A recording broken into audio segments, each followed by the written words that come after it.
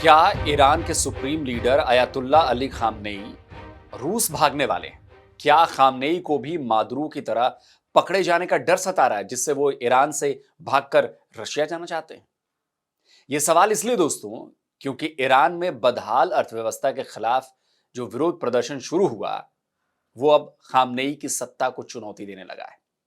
पिछले 10 दिनों से ईरान में ऐसे विरोध प्रदर्शन हो रहे हैं और ईरान पूरी ताकत लगाने के बाद भी उन्हें रोक नहीं पा रहा है, उन्हें कंट्रोल नहीं कर पा रहा है। और जैसे जैसे ईरान में इस्लामिक रिजीम के खिलाफ विरोध प्रदर्शन के दिन बढ़ते जा रहे हैं, वैसे वैसे खामनेई के इस्लामिक रिजीम के दिन जो हैं वो कम होते जा रहे हैं।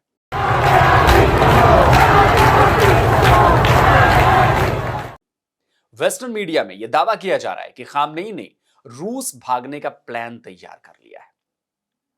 अगर ईरान में विरोध प्रदर्शन नहीं थमते हैं तो खामनेई मॉस्को भाग सकते हैं। टाइम्स के अलावा इंडिपेंडेंट ने भी ऐसी ही खबर छापी है। उसने इंटेलिजेंस रिपोर्ट का हवाला देते हुए यह दावा किया है कि खामनेई का रूस भागने का प्लान पूरी तरह से तैयार है। ऐसी रिपोर्ट टाइम्स ऑफ इजराइल ने भी पब्लिश की है। असल में बात यह है कि ईरान की इकोनॉमिक क्राइसिस से उठा विरोध का यह बवाल अब पूरे देश में फैल चुका है और यह कंट्रोल में नहीं है। लोग 10 दिनों से सड़कों पर हैं। जबरदस्त तोड़फोड़ और आगजनी की तस्वीरें भी पूरी दुनिया देख रही है। ईरान ने इस विरोध को दबाने के लिए अपनी फोर्सेस को खुली छूट दे दी है।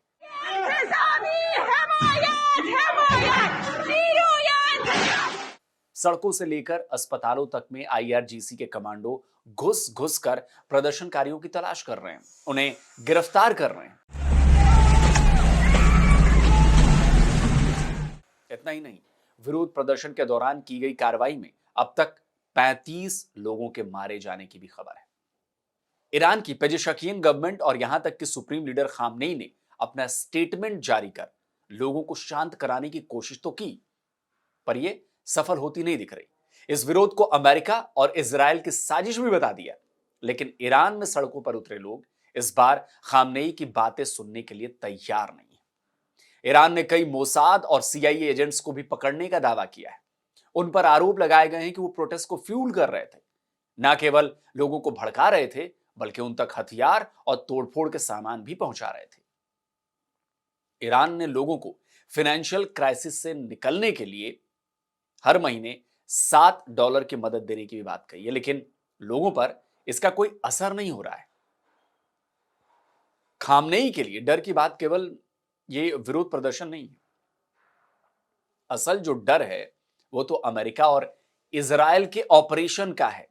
वेनेजुएला पर अमेरिका के हमले और प्रेसिडेंट निकोलस मादुरो को अरेस्ट कर अमेरिका ले जाने के बाद ईरान पर भी ऐसे हमलों का खतरा और ज्यादा बढ़ गया है।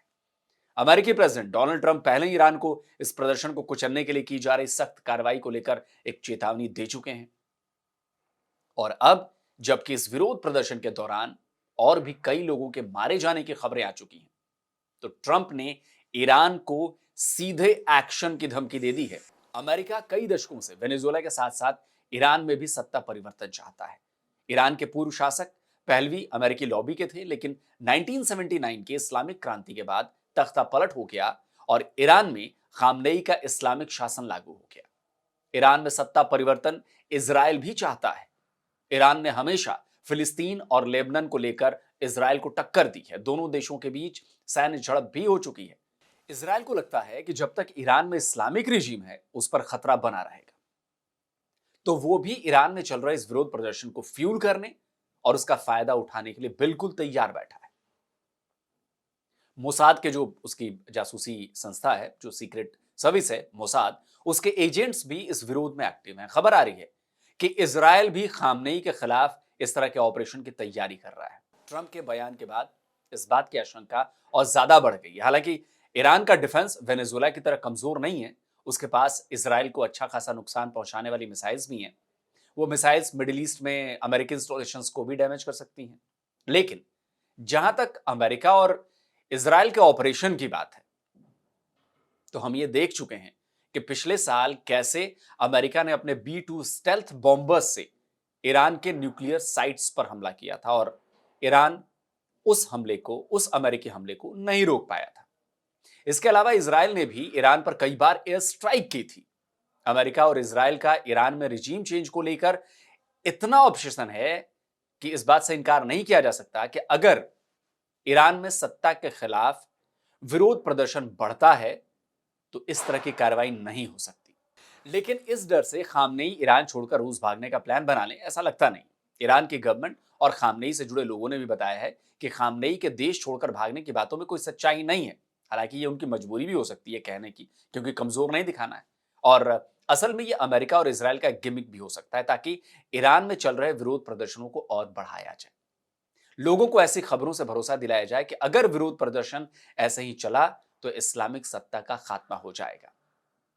देखिए, ये टैक्टिक है, ये दोनों तरफ से हो सकती है।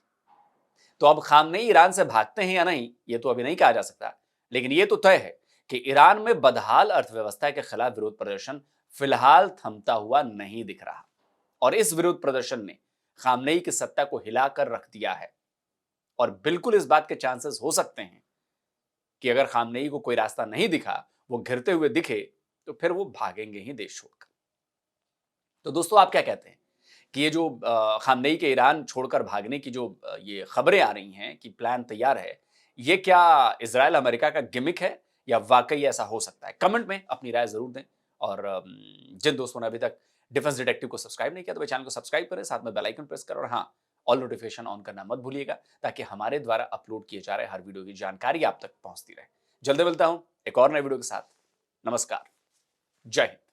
तो अगर आप चाहते हैं मुझसे बात करना, मुझसे कोई सवाल पूछना, तो फैन कॉल पर आप मुझसे कनेक्ट हो सकते हैं। फैन कॉल में ये सुविधा है कि आप अपने हिसाब से वहां पर जाकर टाइम स्लॉट बुक कर सकते हैं कि आपको फलाने दिन मुझसे बात करनी है, फलाने टाइम पे मुझसे बात करनी है। लेकिन ये भी बता दूं कि ये पेड सर्विस है।